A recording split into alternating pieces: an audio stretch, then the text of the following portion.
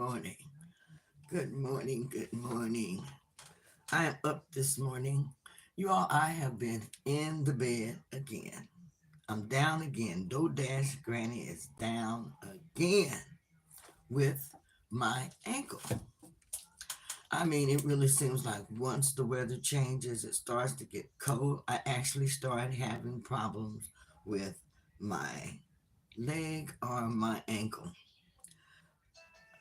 Now I've had arthritis before. Well, I've had arthritis in this leg before because they told me that I need knee replacement in Seattle.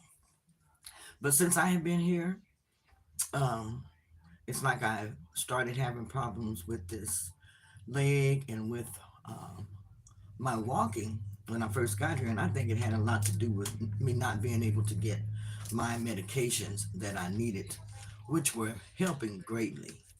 And it took a year and a half to get that medication started, which is my pain medication, which helped me to be able. Good morning, Joshua. I'm so glad that you are here. Welcome in. You are first. You are always the first one on a lot of the lives, and I really do appreciate your support. So I'm glad that you are here. But I'm up with my leg. And what I'm doing this morning is mostly my ankle that seems to bother me a lot. As you can see behind me, I just got out of bed not too long ago.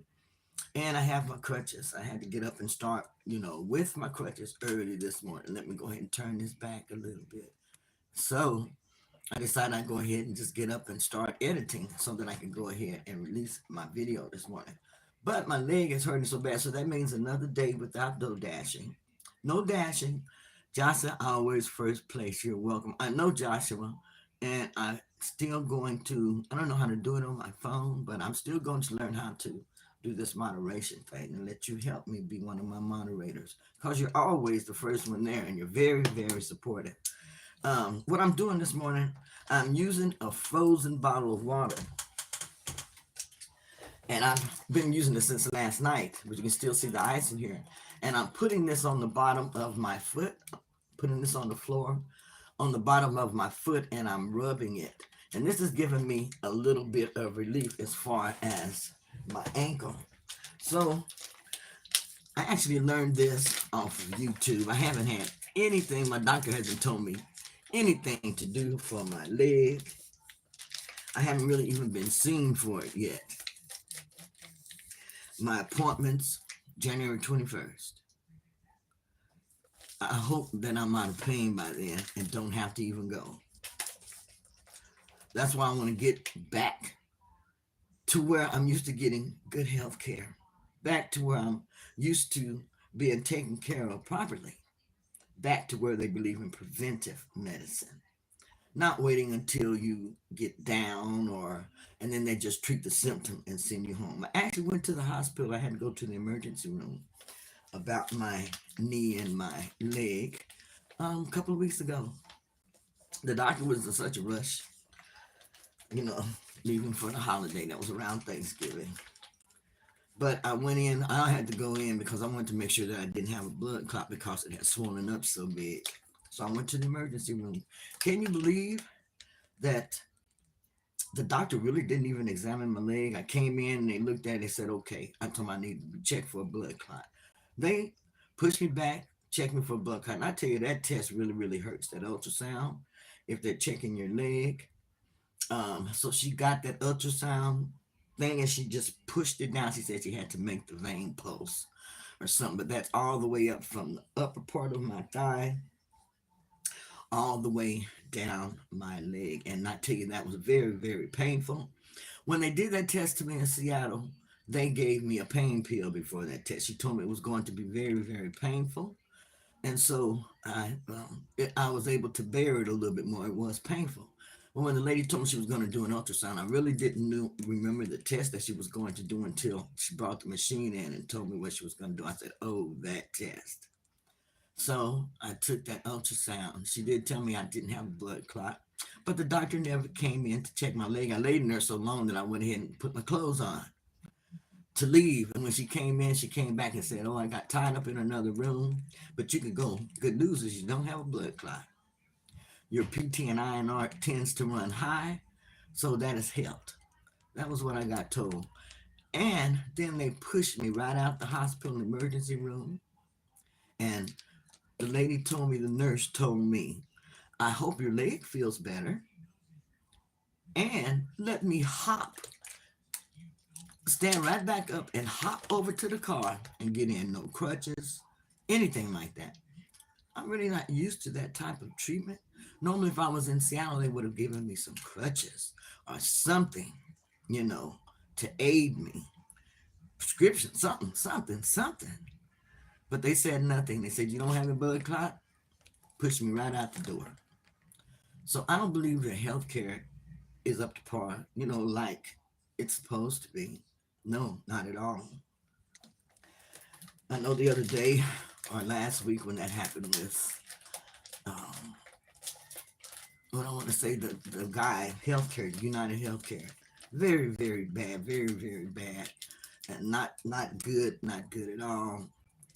People are really getting upset over their health care and the benefits and everything nowadays. But that's not the way to handle it. Um, People are in a lot of different pain. They have a lot of different issues, especially with health now. And sometimes you just don't get the treatment that you think that you should get. So sometimes you have to kind of just start taking your health in your own hands. You should already have your fingers in there anyway, asking questions when you go to the doctor. Getting a lot as much information as you can. But like I said, I'm up this morning and I got this water and I'm rubbing it across my leg here. Let me see if I can show you. But I'm sitting here and just rubbing this up and down my leg and hoping this is gonna help me this morning get going. And I'm using this bottle and I'm rubbing it from all the way from the bottom of my foot across there and then rubbing it up the side, up to my knee, and then just back down. And I'm gonna sit here and do this for a few more minutes. Does anybody else have problems like with? I know I'm not the only one who has like a leg. It's arthritis. That's what it's been diagnosed as. I have no diagnosis yet as far as the pain I'm having now, but I figure it's all part of arthritis also. It bothers me the most when the weather changes. I used to hear people say that, but I didn't really quite understand what they meant. I do now, most certainly. So, like I said, I'm sitting here, I'm icing my leg, gonna do some editing and stuff and get my videos out. A lot of times when we start here, we just feel so sorry for ourselves and stuff. But I try to avoid doing that. I try to avoid feeling sorry for myself. I try to do other things that I feel are creative and productive just to get my mind off of kind of what's going on. So I'm going to sit here and continue rubbing this water on my leg and on my knee. No, I got this off of, I believe it's, I can't even remember the name of the channel. But they talk about knee replacements and different things that you can do for arthritis and, to help plantar fasciitis, something like that. Plantar fasciitis. So I'm basically using the treatment that I saw for plantar fasciitis because I felt like that's what's, until the doctor gives me a diagnosis, I guess I'm diagnosing myself, which is really not what you're supposed to do. But as they say, rise, resting, icing, compressing, and elevating. Those are the main things that I'm concentrating on when I start having this pain.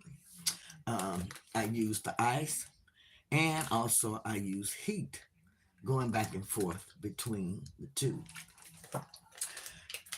So, wanted to share that maybe, this is something that you can do too if you're having issues with your legs, with your ankles and different stuff, arthritis or plantar fasciitis. I believe that's how you say it, plantar fasciitis.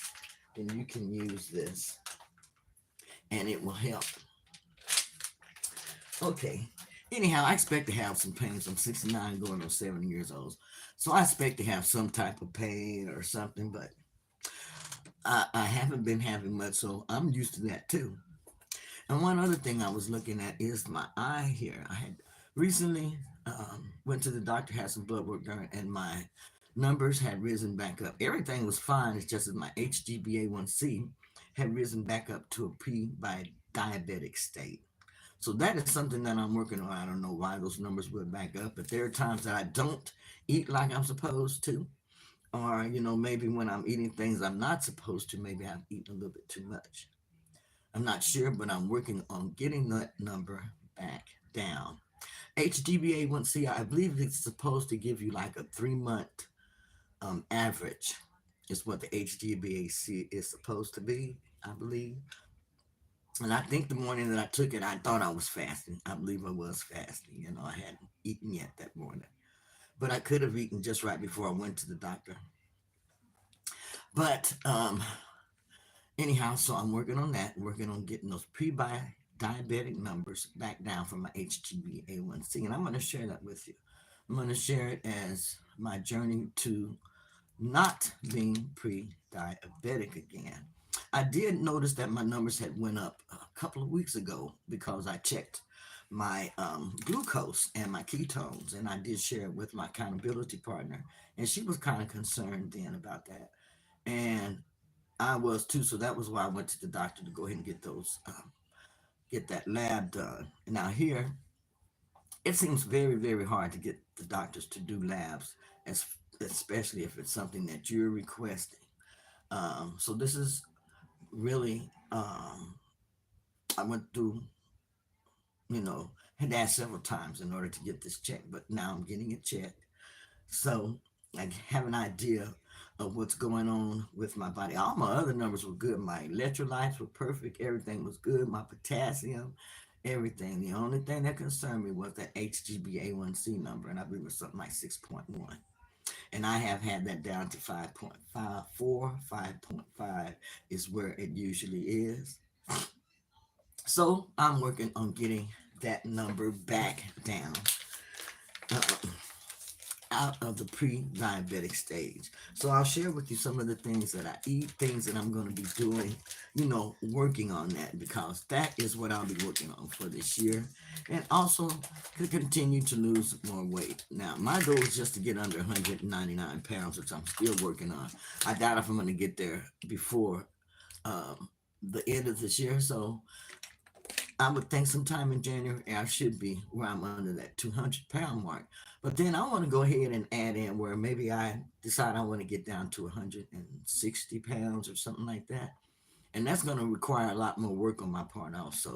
That would be like an additional 40 pounds that, I would add on next year to start working on to lose weight.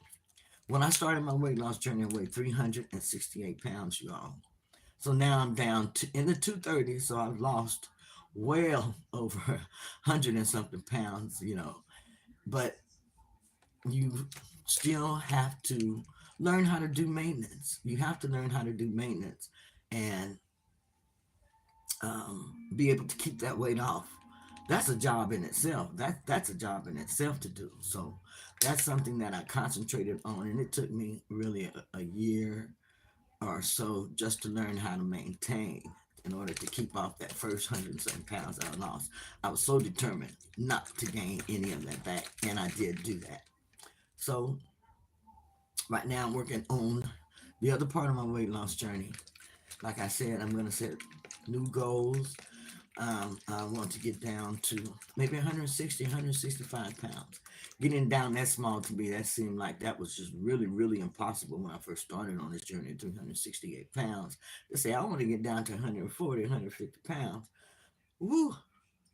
I just didn't feel like there was no way to do that. So what I did was I broke it up into increments. Increments, aim for the first 10 and the next time 20 pounds. And when I broke it down in increments, and I would work on meeting that goal. Once I met that goal, I'd set another goal and keep going. So you don't have to do everything all at once or think of it as just one big pie. Cut that pie into pieces, okay? And do it like that. Do it in slices, think of it like that. Anyhow, just wanted to hop on here to share with you what's going on with me. Um, I think I'll just get on here and share how my leg is healing also. since I'm doing a lot of sitting around, and I haven't been filming when I've been sitting around, but for now I'm going to go ahead and share these videos to let others know, you know, what can happen to you. Now, I love to walk. I love to try to get 10,000 steps in a day, but I know I can't do that now. I've been wanting to push myself to do it. I got my walking pad just right here, right next to me. Oh, it says my phone's getting ready to go down, so I'm gonna go ahead and get off of here. But I will be talking to you all later. This is Keto Granny saying have a great day and stay positive. Bye bye.